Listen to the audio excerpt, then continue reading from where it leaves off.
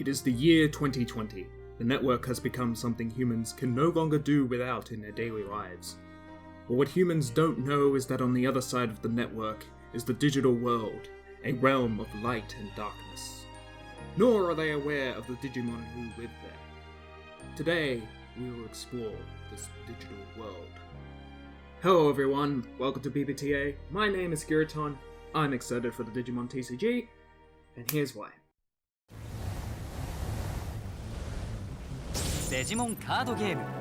So, before we start, yes, another Bakugan player going on about the Digimon TCG. I will get into why, but hey, please just give us a break. People can play multiple games and talk about them. Hell, I already played like 7 other collectible games. One more is nothing new for me. So, let's begin with what is the Digimon TCG. Well, some of you may know some of the older ones. There was a card game all the way back in the 90s when Digimon was new and everyone wanted a card game for their toy franchises. There's a few others that have happened over the years, but we're not talking about any of those. What we are talking about today is the new 2020 version of the Digimon TCG, a new game that covers the entire franchise, though with quite a bit of focus on the new 2020 TCG, as well as some of the more recent video games and shows like Digimon Cyber Sleuth, for just the example. If you don't know what Digimon is, though, I should cover at least that.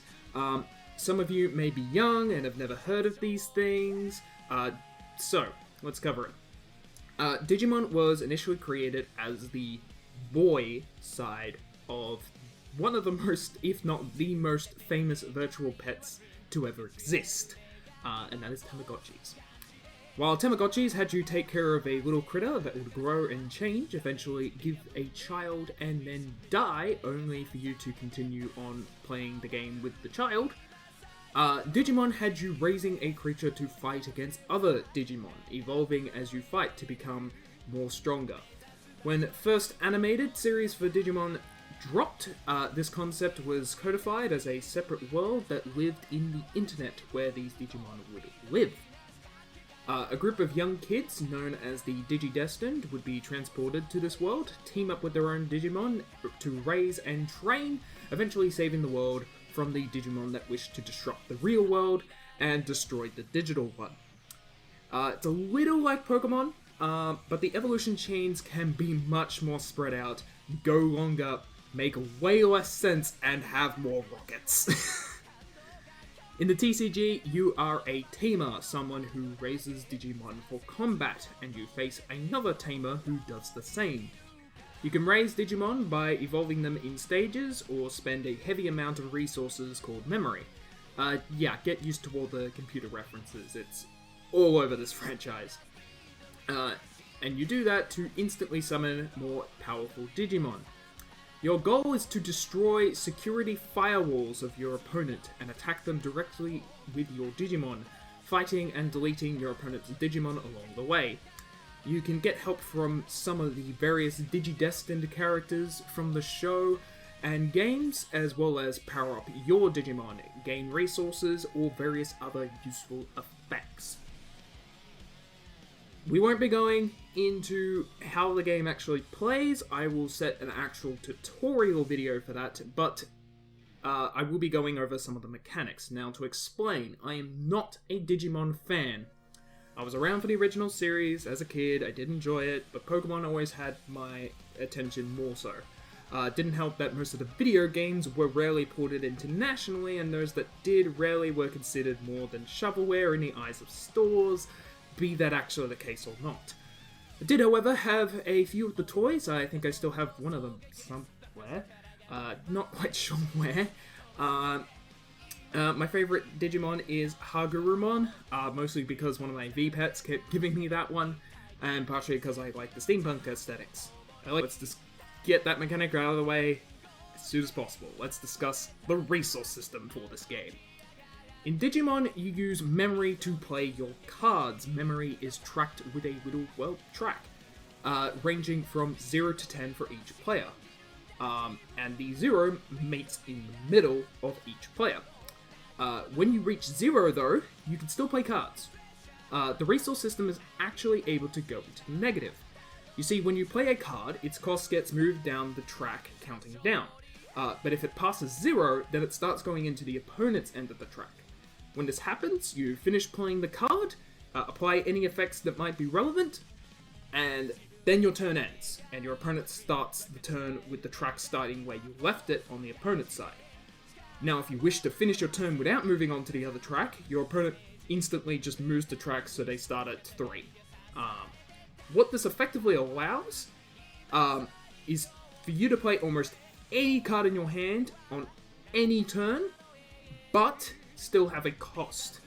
Because if you go too far, your opponent might be able to play all their cards with no downsides, and then this ends up being a little tug of war between players, trying not to give the opponent too much room. But this inherently creates a sense of risk and reward while also creating interaction between players without resorting to counter cards and complex interaction chains. It's surprisingly effective. I have played a few games after getting a tutorial from RXXC, and because sometimes dropping a 10 cost card straight onto the board can pay off and you can just steamroll with that big boy.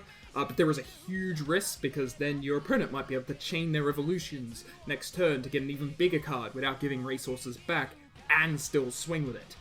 Timing your plays becomes extremely important, and it works really well with the evolution system. So let's explain that evolution system.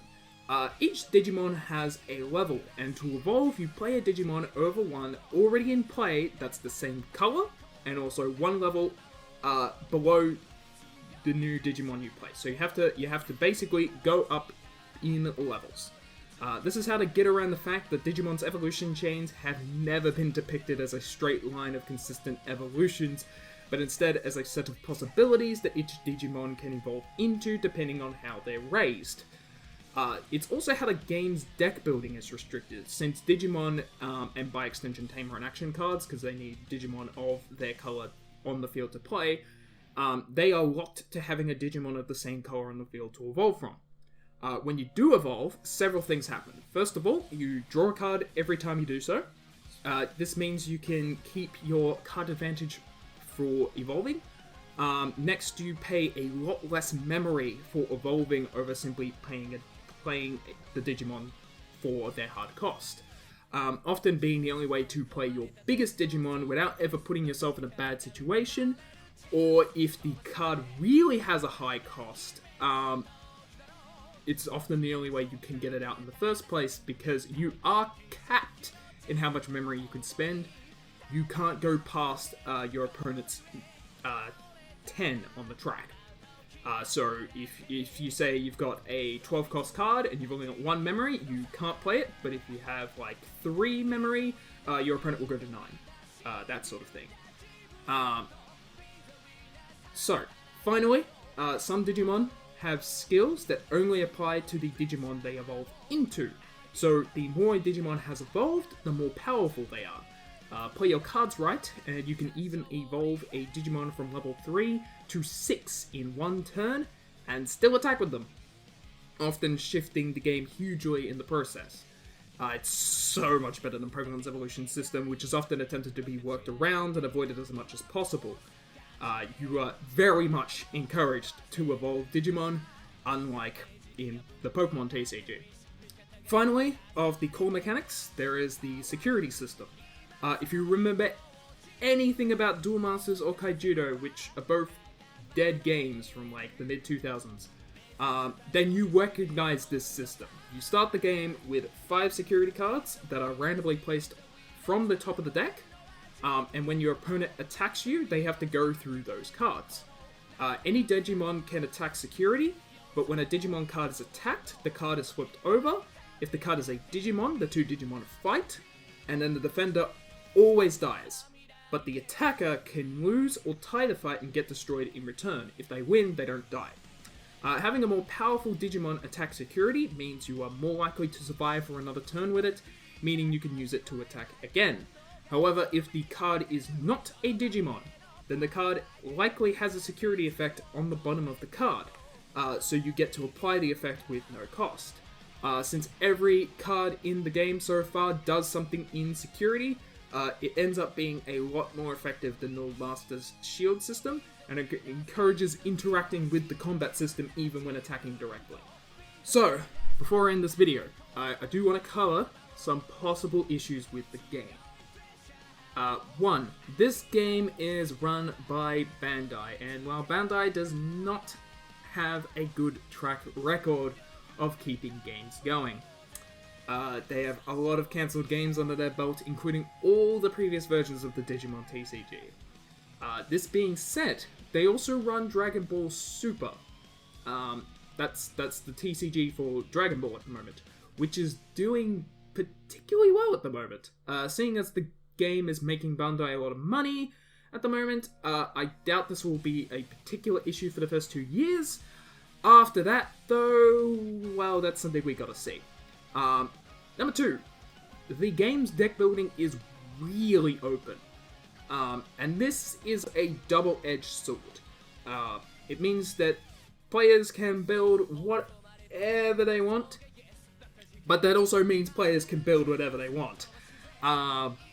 So there's currently a deck out there, it's called a level 3 spam, and it's currently a viable deck in the Japanese version of the game. We don't have the English version yet. That comes out in January, though they're doing an early release 2 months early. They announced that just before I started recording this video. Well, the level 3 spam deck is not inherently a problem, not by itself.